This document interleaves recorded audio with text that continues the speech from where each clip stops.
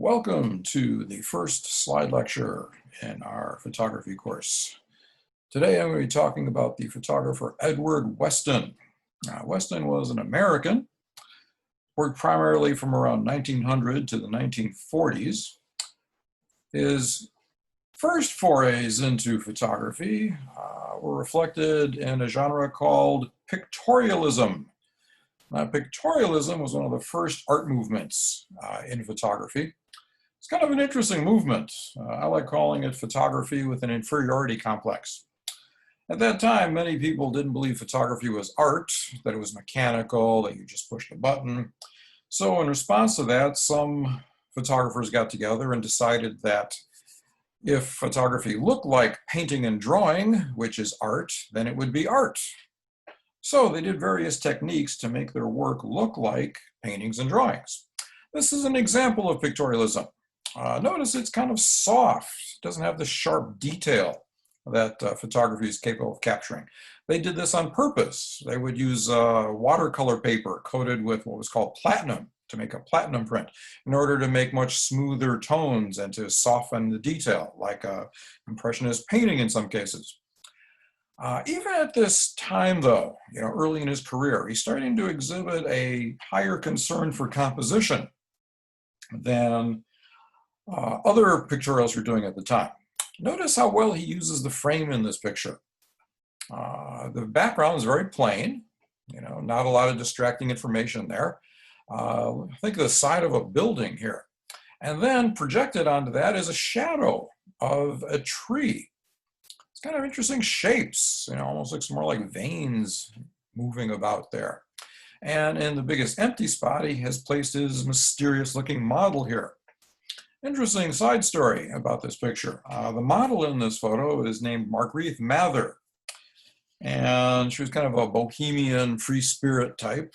And after this picture was done, they ended up having an affair, and Weston ran off with her, leaving his family behind, no longer a straight arrow accountant.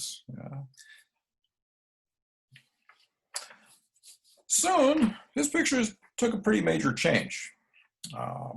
Unlike the romantic scenes you often saw in pictorialist pictures, he started to embrace modernism. Now, modernism is a very big topic. It goes beyond art, into social movements and politics. But for our purposes, we'll talk about the idea that modernism really emphasizes the art of the medium you're working in. For instance, in the camera, the idea of it being able to capture great detail, something that painting couldn't do. So also the idea that the frame will kind of help organize the picture spontaneously. When you take that shutter button, you hit that shutter, it takes the picture, and you get an immediate composition. Here, anything can be art. Here's the old Ford plant over in around Detroit. And it isn't so much these pictures about the plant itself, but about the forms that he captures through this, how these smokestacks here create these strong vertical elements, how this pipe goes across the top of the frame and then down the left side. This is something we see a lot with modernist work, the idea of using the whole frame, not just dropping something in the middle of the picture, like in a snapshot. This photograph, another way of controlling that frame and showing the whole frame is doing extreme close-ups. This picture is actually a root of a cypress tree. This was shot near Point Lobos over in California. Now, Point Lobos is a very beautiful place. It's got, beautiful forests, cliffs that go down to the ocean. You got seals playing in the surf there, beautiful sunsets out over the Pacific Ocean. Weston doesn't try to show all this. He just shows a detail, not even a single tree, but just a part of the tree. He's walking along and he sees the gnarly roots of this tree. He sees the way it kind of flows through his camera frame when he starts pointing his camera at it, and he makes this photograph. Now, even though this is wood, it also suggests other things. For instance, to me, it looks a lot like the flow of a rapids or a waterfall. Simplifying the picture and seeing the whole frame, everything that's in it, That's a big part of this assignment. With photography, you get lots of stuff in your frame when you bring up the camera to your eye. You look through the camera and you see all kinds of things. One of the big challenges of photography is getting rid of the things you don't need, getting rid of the elements that aren't necessary and distilling it down to what will make your photograph. This picture, he finds a corner of a room and it's got some interesting angles and shapes because there's actually a staircase on the other side of this room. That's why you've got all these angles here instead of what you might see in a regular room corner. The paint of this room, it's all the same color, but because of the different angles these different walls face, the shading is different. Different amounts of light hit it and create these different shades, emphasizing the shape here. And in the biggest empty spot here, he's got his model. Another close-up. The picture is about this head of cabbage. So he gets in tight, he fills the whole frame, and the rest of the background is very dark because he's really not interested in that. Now again, literally, this is a piece of cabbage, but notice how he fans out the leaf here. So it's got this nice spread to it, very nice light on it. It's literally kind of glowing against the dark background here.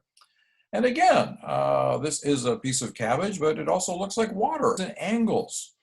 He walks around the building, probably took a few different pictures before he got to this one. And then he finds this angle where he's got, the roof, the bottom angles here, this black chimney, another set of chimneys here. And the way this line here is kind of in opposition to that line, he puts it all together in the frame and makes an interesting geometric composition. It's spring in the Sierra Nevadas. He climbs up into these mountain range and he doesn't try to capture this whole landscape. He doesn't get the sky, the clouds, the trees below, the lake. He gets real close to the edge of the lake and he points his camera down. So you only see the lake and these flows of ice as they melt in the spring and break up. Now these are pieces of ice in water, but can also look like clouds in a sky. And speaking of clouds in the sky, you have this photograph here. Now he's aimed the camera upwards. There's no horizon and mountains and that to ground the picture. He aims it up and gets rid of everything except the sky and the clouds to create this composition. Kind of a different portrait here. Looking at this picture, this is a man sitting under a stairwell. The background basically has three different tones, the black here, the gray, and then the almost white. This big rectangular angled white shape here is actually light coming in from a window. It's creating that shape.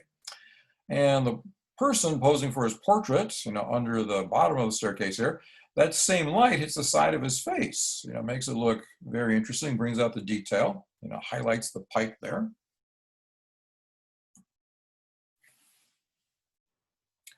Now this picture would seem to go against what I've been talking about. If it's a portrait of this man here, why not get real close? He's actually a very small part of the frame. Well, this is what's called an environmental portrait. And what you see in this picture, this man is an architect. He's designed a lot of the buildings in Los Angeles here. So what Weston does is he takes him to the top of this building, sets him against the railing here. And if you notice, all of the shapes here bring you into him. The lines in the tile, this railing, even this one gap in the skyline here points straight down to him. So all of the elements bring you into him. Even garbage. Garbage can be art. Here, I could just imagine he was walking along, he sees his empty lot. He's always got his camera with him. And he sees this broken piece of glass, some of these architectural bits here, maybe it was like ornamentation for a stairwell, And then he sees how this broken piece of glass, you can see through it, but it also modifies the tones. It changes the grays that are behind it. He throws in a lily here, which the shape of that is very similar to the curved shapes of the architectural bits. It makes an interesting photograph.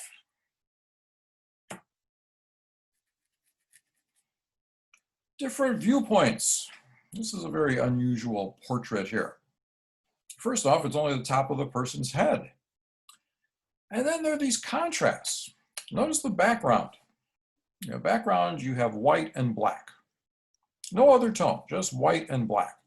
And then the shapes are totally straight and angular, all these straight lines.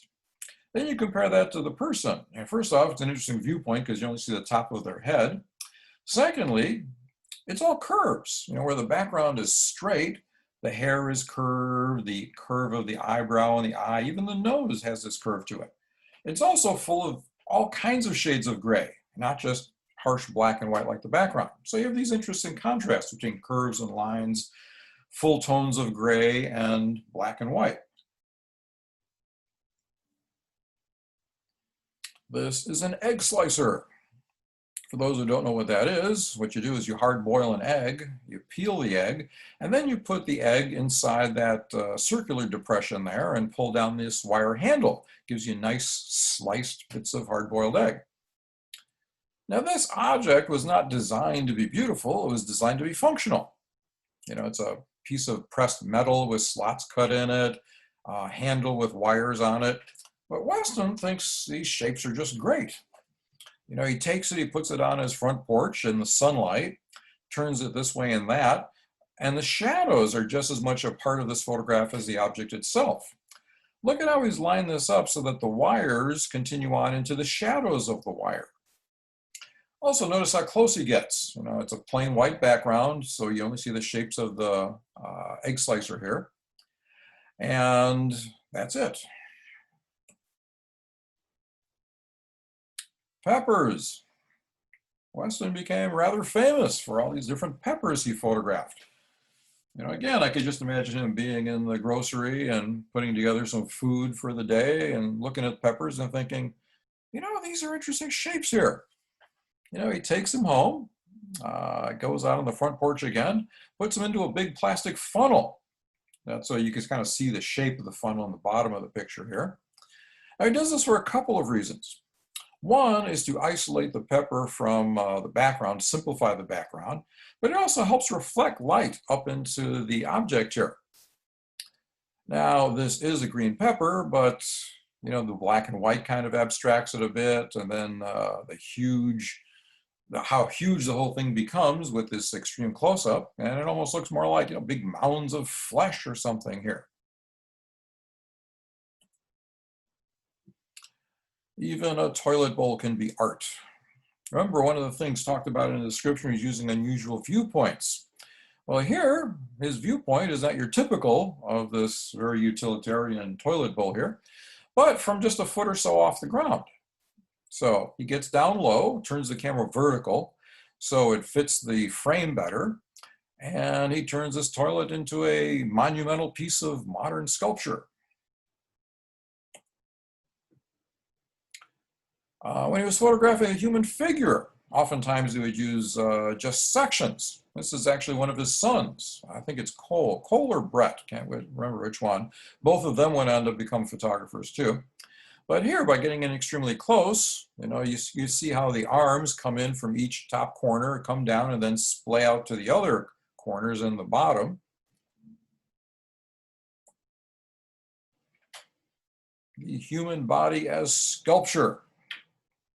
I mean, if you look at this picture here, it's, again, it looks, more like some of the modern sculpture that was being produced at the time. Not human flesh and bone, but a big piece of marble carved into abstract shape.